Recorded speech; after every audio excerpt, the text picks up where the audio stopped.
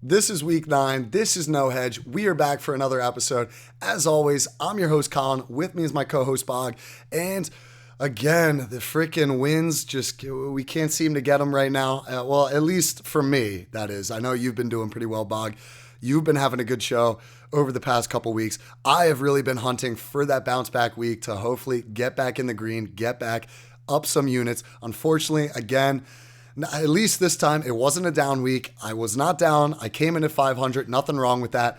Last week for week 8, I ended up going 1-1. Like I said, no blood on the units there. And that puts me to 18-1 on the season, down half a unit total. And like I said, Bog, even though last week wasn't the best for you, you have been doing well recently. You ended up going 1-1 last week, which puts you, again, same as me, no blood on the units there.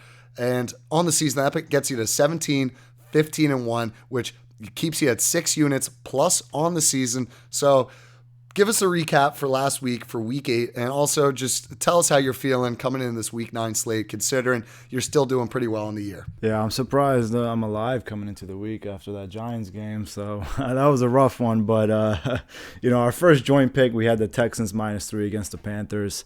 I got to give props to the Panthers. They got their first win, right? Last second field goal. I thought the Texans started out strong. They were up 7-0, got a touchdown. Their defense kept them in the game. They just couldn't get things going. So congratulations to the Panthers getting their first win. Next game was the Giants +3.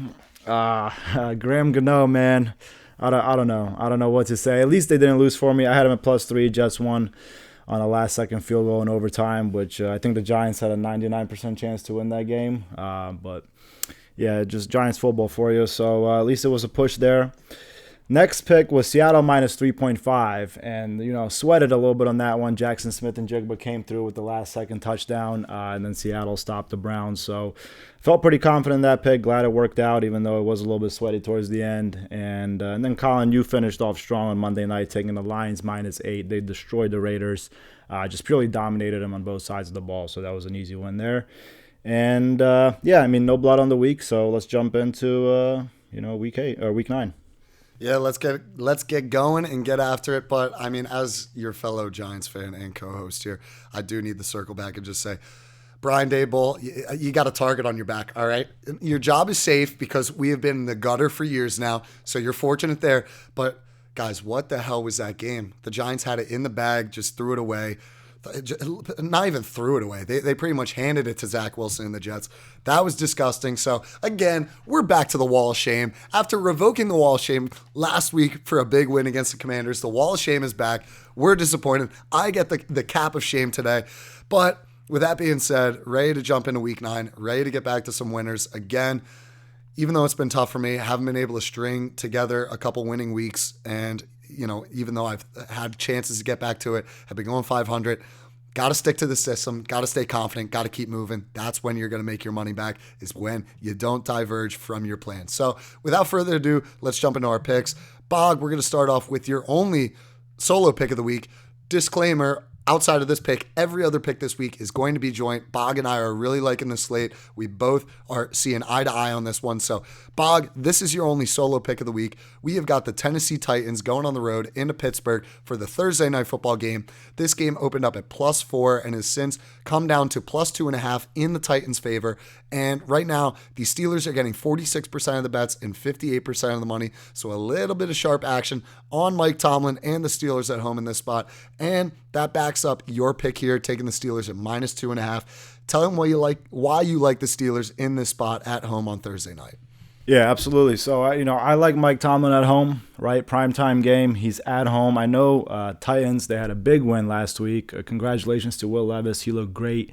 However, I think going up, your second game being a primetime game in Pittsburgh against a pretty stout Steelers defense, I think he's going to come crashing back to earth a little bit. So I'm taking the Steelers -2.5 here. Yeah, what I'll say is that the Steelers, despite having a couple shoddy games this year, they still have a really good defense. Everyone knows that. This defense is what keeps them in games. And like you said, Bog, Will Levis had a very strong first performance for the 2023 season, getting his first start. But again, he was just kind of throwing the ball up to DeAndre Hopkins. Got a little bit fortunate on a couple of those throws. So I like you taking the Steelers at home in this spot. Like you said, hopefully this is going to bring him back down to earth a little bit because everybody's riding high on him right now, and it might be a little bit unjustified without having seen him for even just a couple games, let alone multiple games. And moving on to our first joint pick of the week.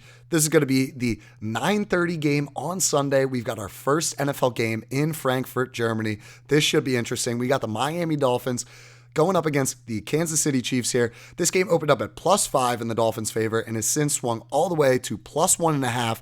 So the line movement is screaming Dolphins in this spot. But if you look at the big money here, it is all over the Chiefs with even a little bit of a sharp pull here. Chiefs are getting 75% of the bets and 96% of the money.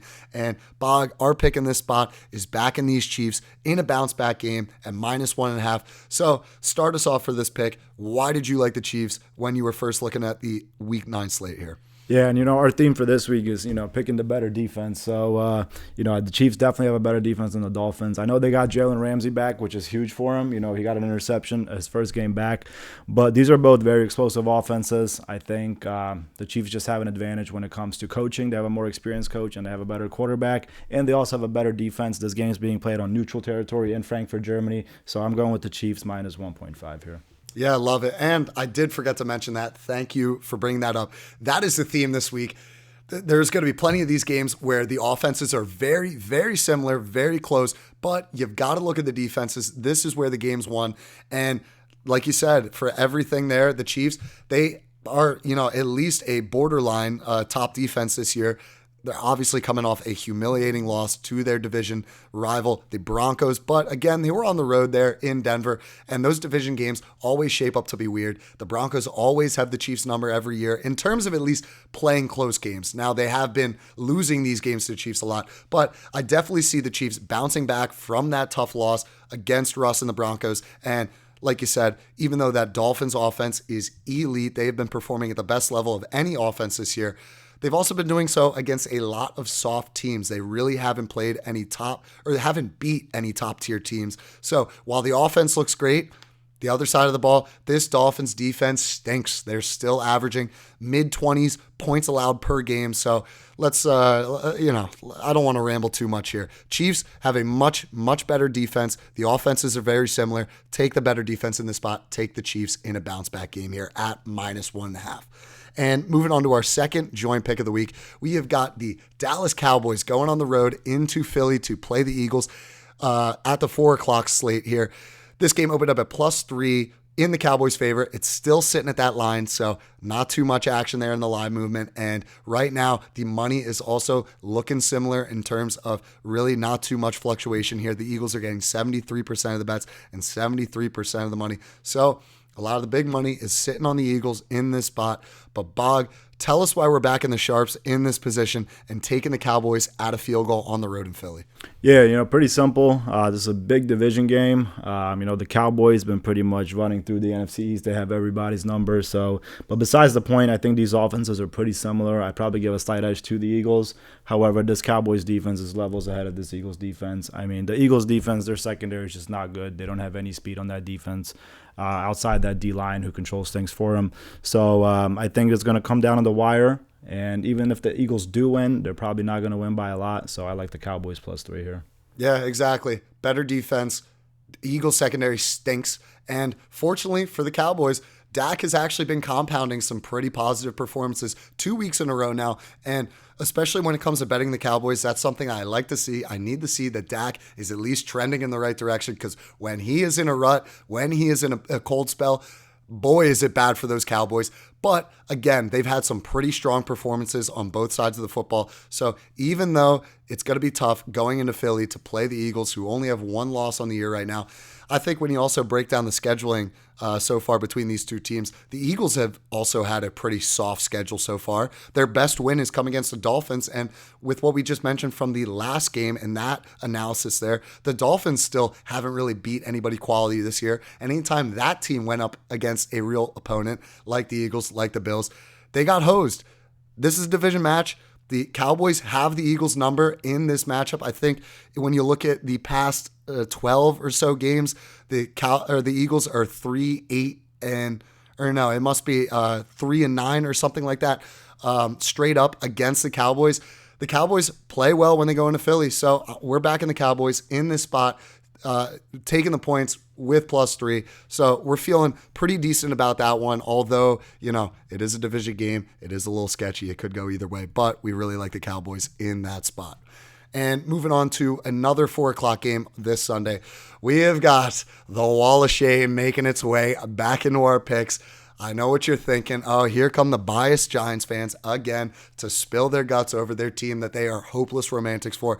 But just listen to our breakdown, listen to analysis. I promise there's a little bit of edge in the Giants this week. The Giants are going on the road into Las Vegas to play the Raiders. This game opened up at +1.5, or I believe it actually opened up at +2.5. Not sure why our Action Network is showing +1.5. I know for a fact that opened up +2.5. Has since come down to +1.5, and there's a little bit of sharp action on the Giants in this spot. They're getting 58% of the bets and 64% of the money. Bog, again, this is another joint picks throughout the rest of this episode. Tell the people why we're taking the Giants in this spot. You're actually taking the Giants at +2.5. I'm confident enough to take them at the money line. But again, start us off with your analysis here, why we're backing the boys after an embarrassing week. Yeah, so I just locked the Giants in at +2.5 already before the news came off of, Aiden O'Connell playing. So got in on that early. But I do think that the way you've been looking at these Giants games, Wink is just tormenting these quarterbacks. You saw what he did to Josh Allen. You saw what he did to Taylor Heinicke. You saw what he did to Zach Wilson last week. Aiden O'Connell's the worst out of all of those quarterbacks by far. So if Wink's bringing the pressure, O'Connell's going to make mistakes. I think this Giants defense has been keeping them in games. They're going to keep them in another game. And with Daniel Jones coming back, I feel a lot more comfortable about this offense actually being able to move the ball and try to put some points on the board. So I'm taking the Giants +2.5 here, and I'm taking it with confidence. I can't see them losing to the Raiders. That would be just downright depressing. And if that happens, there might be a bomb blowing up this basement, this wall. This studio is gone. This would be embarrassing. This would be a shame. Got to take the Giants here. Got to back them in this spot. They have to bounce back eventually. Look, last week, despite what the final scorecard read and what you would assume from looking at the box score, the Giants handled that game. The Jets' only touchdown came off a botched play to Breece Hall where he made a couple good cuts and went 50-some yards to the end zone. Outside of that, this elite, and yes, I did say elite Giants defense. Granted, if we had an offense, you might actually see them portrayed in the stats as being the elite caliber defense that they are. But again, they have had a great string of weeks here, keeping teams to, I think we're averaging 11 points conceded right now. So considering the unlucky spell that the Giants defense or the Giants team as a whole has been going through, the defense has to bounce back in this spot against Aiden O'Connell here, especially with Josh McDaniels out the door. This franchise is really in a lot of turmoil right now. They had a lot of lofty expectations for this year. They are not at that point. Obviously, the Giants are in the same situation, but like you said, we're getting DJ back this week. Hopefully, we got our offensive playmakers healthy as well. I know Darren Waller is going to be out. That's a little sketchy, but like we said earlier in the show, we're back in the better defenses. The Giants are the better defense this week. They have been playing really well lately. So take them in the spot to own Aiden O'Connell this week and get back on the right track and get Dable another win to get us to 3-5, 3-6 on the year. Oh, it's disgusting to even say that record out loud. But yeah, that's just the reality of it, and we got to take it on the chin. But again, like we said, we're confident enough to take the Giants in this spot. And moving on to our last pick of the week. This is going to be the Sunday night football game. We've got the Buffalo Bills going on the road into Cincinnati to play the Bengals. This game opened up at +1 in Buffalo's favor. It has since shot up to +2. And I know at one point he even got close to 3 in Buffalo's favor there. And when you look at the big money right here, we've got the Bengals getting 75% of the bets and 71% of the money. And you know what? Let's switch it up. I'll start us off for our assessment. I'll let you end it off for the week here, Bog. In this spot, again, this Bengals defense has been starting to play much better ever since Joe Burrow and that offense looks revamped, looks a lot more like their old selves.